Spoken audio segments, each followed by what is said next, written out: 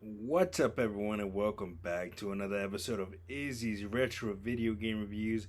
And on this episode, I'm going to be taking a look back at the first virtual trip to Quahog, and uh, and I'm going to be talking about Family Guy the game. But before I do, let's take a look at that trailer.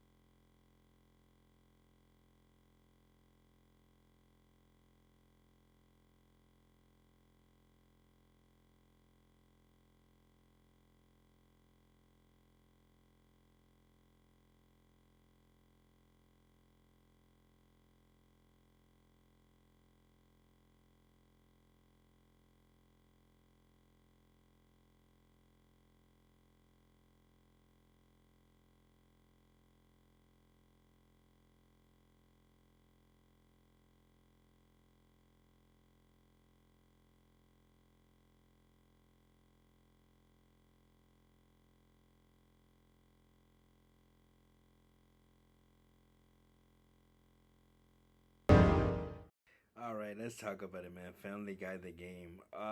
So I remember this because this is back in 2006, October 2006 to be exact, man. And at that time, I was going through a pretty rough time. I was in rehab for my knee when I first got cellulitis, and I remember I remember throughout that whole ordeal, my mom knew, and everybody that knows me knows, especially my mom, knows that I'm a huge Family Guy fan. Or if she didn't know, somebody must have told her because I remember I came home shortly after Thanksgiving, which is about a month after the game came out, and it was waiting for me on my desk. My mom bought me it for PlayStation 2. Of course, it came out for Xbox and the PSP as well. Um, but yeah, man, I remember having so much fun with this game. Like, so the game centers around Peter, Brian, and Stewie, with three intersecting storylines. You can play. Peter is trying to stop Mr. Belvedere's quest for world domination. Stewie, in his storyline, is trying to stop his half brother Bertram from erasing Stewie from existence and replacing him. And Brian is just trying to get out of prison. So yeah, man, it was so cool. And to set the time frame as far as the show went, this was right around the time where Family Guy had gotten back on the air. It got back on the air in 2005. So this is right around the time where Family Guy was going strong again, and the of course.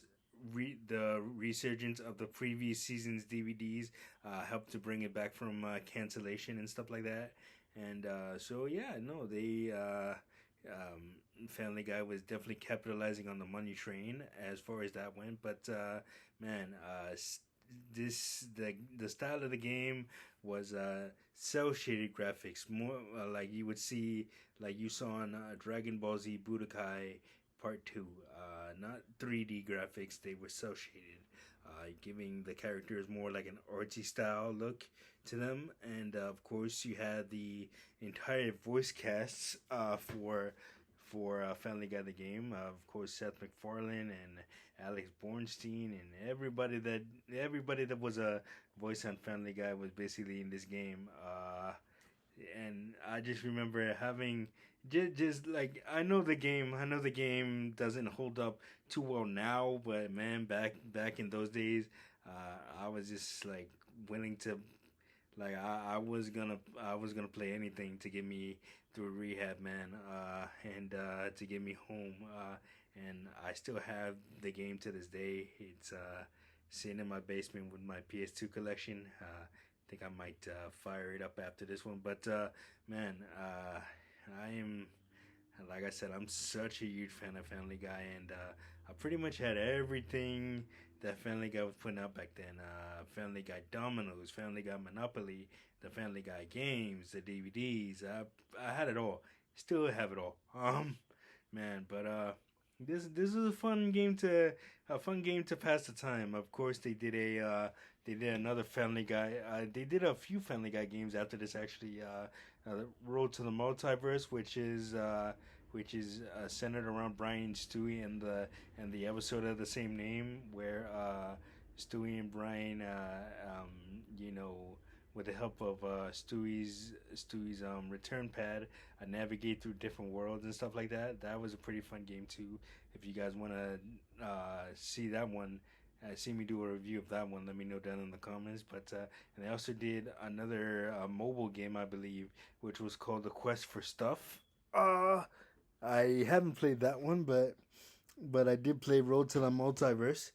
Um, but yeah, I loved Family Guy the game, and still am a fan of Family Guy to this day, man. And yeah, like I said, this game helped me get through some really hard times. It was just a way to keep my mind off of things, even though I was going through tough time mentally. You know, throw on Family Guy the game and escape reality for an hour or two. But yeah, great game, great game, and I'll always have fond memories of it. And it was made by 2K, who weren't making many games at the time, but took on the Family Guy license along with Fox Interactive. But yeah, let me know what you guys' memories of Family Guy the game were down in the comments, and all that good stuff. Let's talk about it. Anyway, that's gonna do it for this episode of Izzy's Retro Video Game Reviews. Like, subscribe, share. Don't forget to hit that notification button so you don't miss a video. And I, of course, will see you guys on the next one. Peace.